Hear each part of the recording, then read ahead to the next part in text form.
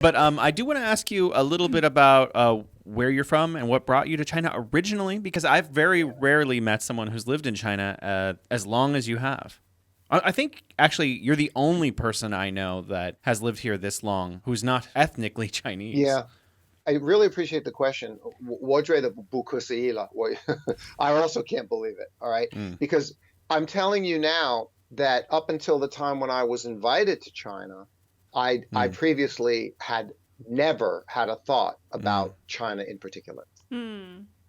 So that's really quite incredible. mm, So what happened, I had moved to, in 1996, I had moved to Los Angeles. Um, it was unfortunate, it was difficult. I was post-divorce, and those things are never pleasant. And then I moved to Los Angeles, mm. actually Newport Beach, Orange County, From New York. in 96.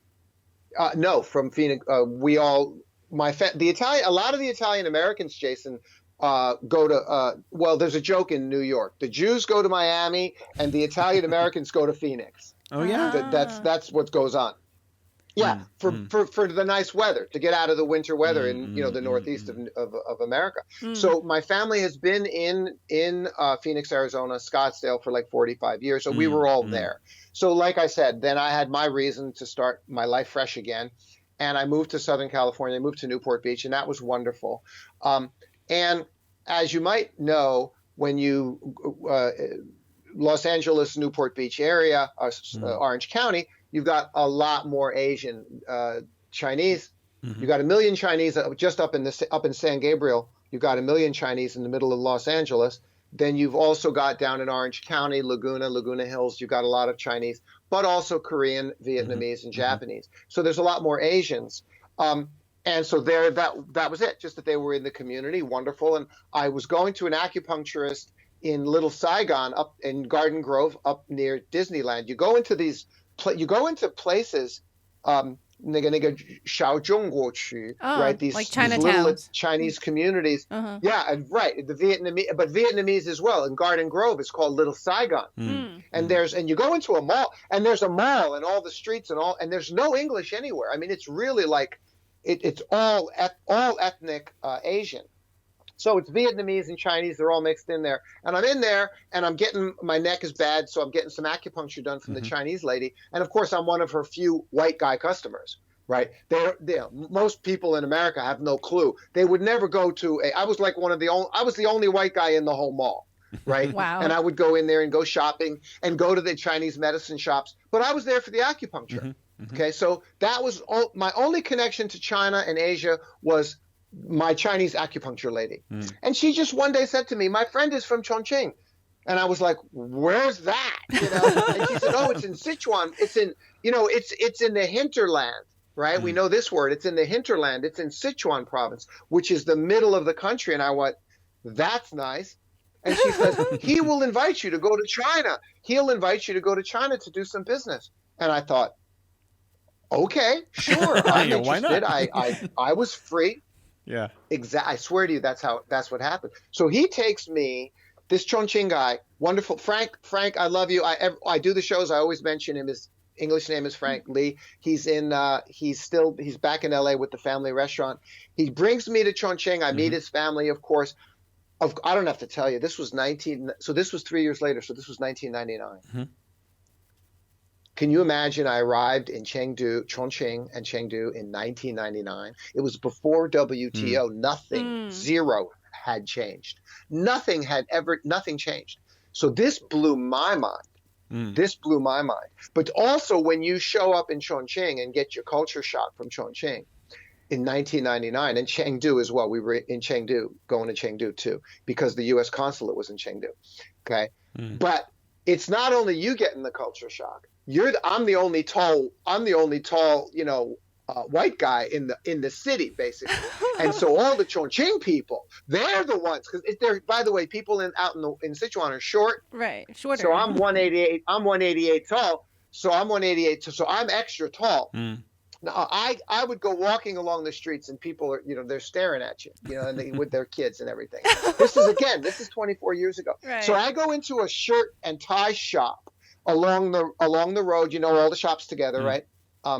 And the merchant economy of China, which I still love. And I go into the shop and I'm looking at shirts and ties, and I'm in there for like 10, and I turn around, and at the entrance to the shop, the entire neighborhood stopped what they were doing to come over. And like, I was like the show. I was the show. And they came over to see. And I turned around, and there they were. And I was like, oh my God. And they were with their I don't have a doll with me, with their babies, Right. Ni hao, hello. And I'm laughing. I was laughing. This is 1999. Wow. Right? That's an amazing And story. The curiosity is amazing. Right. It's incredible. But it points out a lot of things, doesn't it? Because I don't want to, Jason, I said this to you earlier in the week.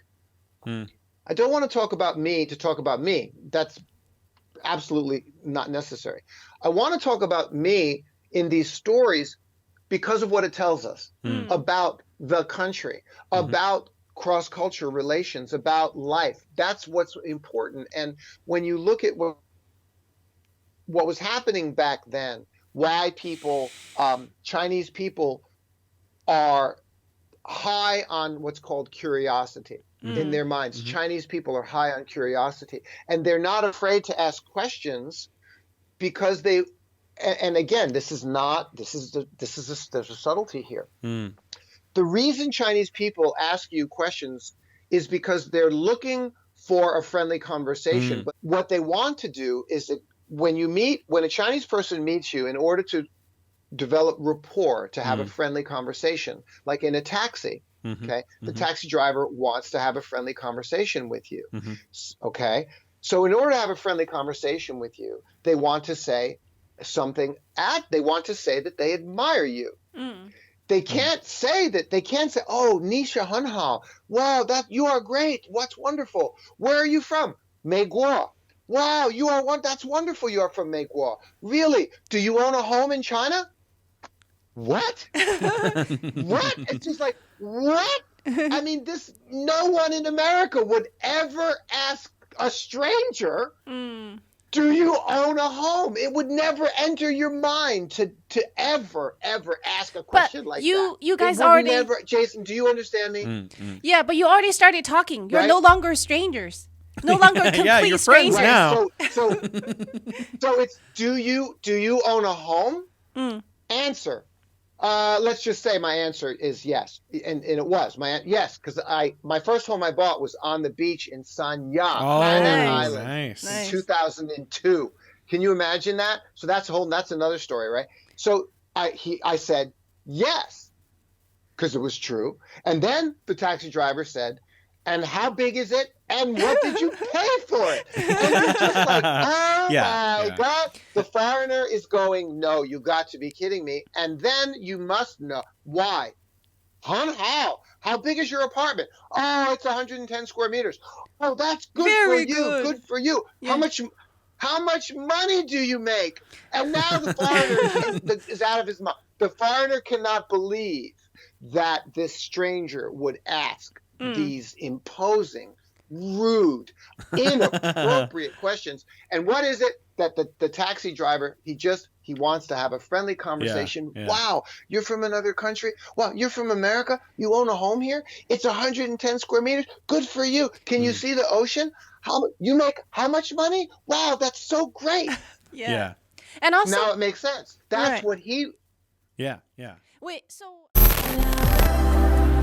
Hello.